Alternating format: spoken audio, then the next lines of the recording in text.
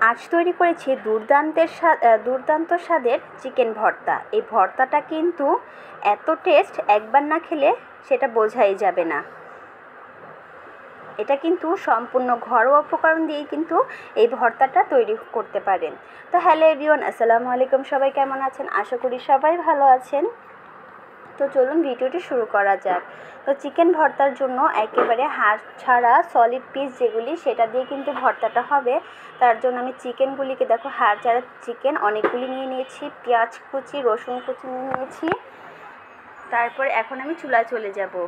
এখন একটা কড়াইতে তেল গরম করতে দিয়ে আমি বেশ খানিকটা শুকনো মরিচ তেলে নেব, মানে একেবারে লাল লাল করে ভেজে নিব যাতে মচমচে হয়ে যায়। তো দেখো আমার মরিচটা কিন্তু ভাজা হয়ে গিয়েছে। সেই তেলই এখন আমি ওই যে চিকেনের পিসগুলি এখানে অ্যাড করে দিব। এখন আমি অনবরত নেড়ে চেড়ে এখানে আমি একটু লবণ, একটু আদা রসুন বাটা আর একটু গরম মশলা বাটা দিয়ে দিব।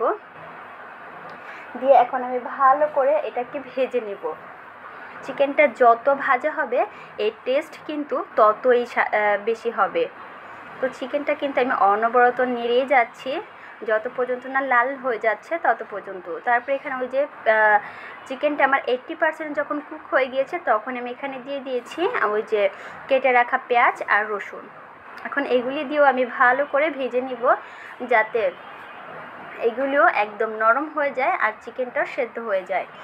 তো দেখো এক পর্যায়ে কিন্তু নাড়াচাড়া দিতে দিতে যে চিকেনগুলি কিন্তু এভাবেই খুলে যাচ্ছে। তো আমি আবার একটু খুরচুন দিয়ে একটু থেতলে দিচ্ছি যাতে বাটতে আমার সহজ হয়। তো দেখো আমার কিন্তু অনবরত নেড়ে চেড়ে একেবারে চিকেনগুলিকে ভেজে নিয়েছি। চিকেনগুলিকে ভেজে নেওয়া হয়ে গেলে এখন আমি পাটায় আছে কিন্তু সেই পাটায় আমি এগুলিকে বেটে ভর্তা করব, যা এর ভর্তা কিন্তু দ্বিগুণ স্বাদের হবে। তো দেখো আমি সরাসরি পাটায় চলে যাচ্ছি।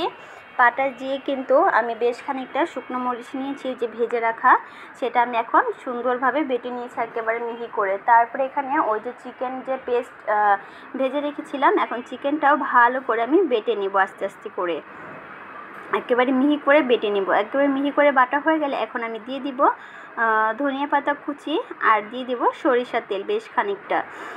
যে কোনো ভর্তার স্বাদ কিন্তু সরিষার তেল কিন্তু দ্বিগুণ করে দেয়। তো আমি কিন্তু সরিষার তেলটা সব ভর্তায় কিন্তু ব্যবহার করে থাকি। তো এখন ভালো করে মেখে নিলেই কিন্তু আমাদের চিকেন ভর্তাটা কমপ্লিট। তো দেখো পরিবেশনের পালা, দেখতে কতটা লোভনীয় হয়েছে না, খেতে কিন্তু অসম্ভব মজার হয়েছে। চাইলে তোমরাও এভাবে একবার ট্রাই করে দেখতে পারো।